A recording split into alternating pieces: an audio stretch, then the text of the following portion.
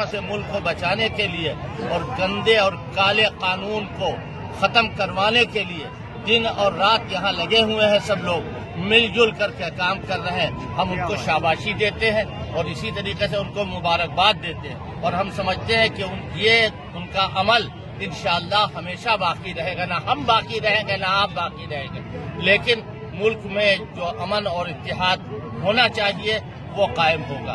آج جس طریقے پر ہم کو کچلا جا رہا ہے اور منظم طور پر یہ کوشش کی جا رہی ہے کہ کوئی احتجاج نہ ہو سکے، کوئی پروٹیسٹ نہ ہو سکے، اور اس سے پہلے جو 19 تاریخ کو یعنی 19 دسمبر کو جو مظاہرہ ہوا تھا، اس مظاہرے میں جس طریقے پر زد و کوب کیا گیا ہے بے خطا بے قصور لوگوں کو، وہ بھی ایک ایسا ناپاک قدم ہے کہ جس کو دنیا یاد رکھے گی.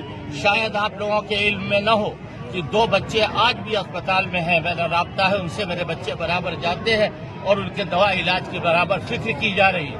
جو موت و زیست کی کشمکش میں مبتلا ہے اور ساتھ وہ لوگ غلط اطلاعیں دے رہے ہیں کہ پولیس نے گولی نہیں چلائی، پولیس نے یہ سیدھے وار کیا ہے. پولیس نے انتظامیہ اور پولیس کی پورے طور پر خطا اور قصور ہے اور حکومت کی سرپرستی میں یہ سب کچھ کیا جا رہا ہے.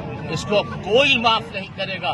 در و دیوار معاف نہیں کرے گے، زمین و آسمان معاف نہیں کرے گے، اڑتے ہوئے پرندے اور چرندے معاف نہیں کریں گے. یہ معمولی بات نہیں ہے انسانوں کے خون سے ہولی کھیلنا.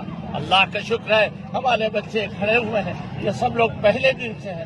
یہ کھانا پہلے دن انہوں نے پکایا اور دوسرے دن اور لگے ہوئے. میرا بالکل آنے کا ارادہ نہیں تھا، اسی لیے کہ میں جذبات میں آ جاؤں گا اور آپ لوگوں کے اوپر اثر ہوگا. میری بچیوں سے کہہ دو جا کر کے میری طرف سے ان کے پاس پیغام پہنچ جائے کہ آج تمہارا یہ قدم جو ہے اس کے لیے پورے ملک کے علماء، پورے ملک کے خواص، پورے ملک کے وکلاء، دانشور اور ریٹائرڈ ججز سب کے سب متوجہ ہیں اور اس بات کی کوشش کر رہے ہیں کہ کسی طریقے سے یہ ہم قانون کو ہاتھ میں لینے کی کوئی کبھی اجازت نہیں دیتا، مار دھاڑ کرنے کی کوئی اجازت نہیں دیتا، لیکن پرامن طور پر ہم یہ کہیں گے کہ سیکھا تھا اسے خون سے کچھ پچھلا لبوں نے، تب جا کے اس انداز کا میں خانہ بنا ہے.